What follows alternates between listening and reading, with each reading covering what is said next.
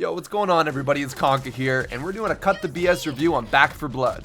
Back 4 Blood is a survival horror multiplayer game where you run through missions with a group of 4, mowing down zombies, completing certain tasks, and also making it to the safe room alive. This game is the predecessor for Left 4 Dead. Right off the bat, I'm going to let you know how I feel about the game, and I like it a lot, but I can't really tell if it's because of the nostalgia or if it's a really good game. I played a lot of Left 4 Dead growing up, and it was a big part of my childhood. It was the first game I truly had a couch co-op experience with my friends, and I loved it. This game itched all of my Left 4 Dead needs and brought me back to the good old days. However, this isn't Left 4 Dead. This is a new game, Back 4 Blood, so I'm not going to make any references to the old prior games. I just wanted to let you guys know that it scratched the itch I had. Let's dive into some gameplay, and right off the bat, I love the guns in this game. The gunplay felt very satisfying with tons of weapons to play around with. They have different rarities you can find in chests throughout the map, and you can even buy some during the safe rooms. Plus, there are lots of attachments that you can find and customize your guns to your liking, and they all sounded pretty sweet, mowing down hordes of zombies. However, the melee weapons did kind of feel a little bit underwhelming, and I wish there was a little bit more diversity in them besides the classic slash and sweeping motions of the 4 melee weapons.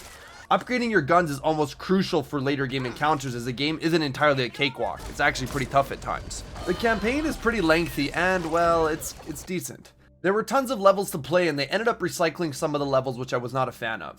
You had the same starting point for like 5 missions. There is a reason for it, as it aligned with the story, but it kind of felt lazy in my opinion. As you progress through the story, the levels do end up getting better and better, and not to spoil anything, but the last level was pretty fucking badass in my opinion. It made me wish that they sprinkled more of the last level mechanics throughout the game. They have this card system in the game where at the start of each round you'll be granted perks to help you throughout the missions, and they also have corruption cards that will make things more challenging. At first, this card system was quite daunting to me, but when I took like 10 minutes to actually sit down and understand them, they made sense and I liked them a lot. It puts an extra spin on the game and allows for diversity in your playstyle and also longevity of the game. You can build cards to stack up around a melee build, shotgun build, medic, sniper, tank, whatever you can think of. That's what the cards are there for. However, I can totally understand why some people would not like this system, so if you hate it and find it confusing, I would recommend looking up some card decks online and really save yourself the headache. Like I was saying before, this game is no cakewalk and can be challenging even on the easiest difficulty if your team lacks coordination and honestly common sense. As most of you are aware of, there are a lot of incompetent people when it comes to playing team-based games, and unfortunately, if you're stuck with someone like that, the game just became that much harder. Now, I find that if you do end up playing solo, it's not that rewarding in terms of unlockables. While playing online with other people, you'll earn supply points to unlock new cards and also cosmetics. But unfortunately, if you play solo, these supply points are locked, and you can't obtain them, which I find a little bit stupid. You won't get any of the skins, but you will unlock all the cards if you do end up playing solo, but I don't enjoy when games put limitations on you if you decide to play alone versus other people. And if you are playing with bots in this game, I actually find the bots even stupider than the zombies, man. They're actually brain dead. It's terrible. They need to fix the bots. They're so goddamn stupid. So with all that being said, this game heavily relies on teamwork. I ended up running the whole campaign solo on the easiest difficulty, but I had a real tough times toward the end because I really needed those competent teammates that knew what they were doing. I ended up finding these 2 really good teammates with mics while I was running the last missions, and it was actually awesome.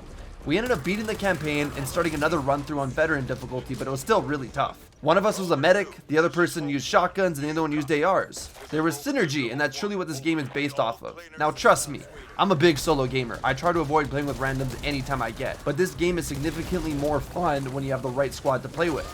With solos though, you're gonna have a tough time progressing difficulties, which is kind of unfortunate. The types of zombies in this game are ridden and also mutations. The ridden are your average brain dead zombies, and the mutations are the stronger ones that have abilities. So there are like 3 different types of tall boys, 3 different types of stingers, and 3 different types of reekers, but you can't tell the damn difference between a single one of them, and I did not like that. They recycled their assets in a poor way, and I feel like they could have done this a little bit better.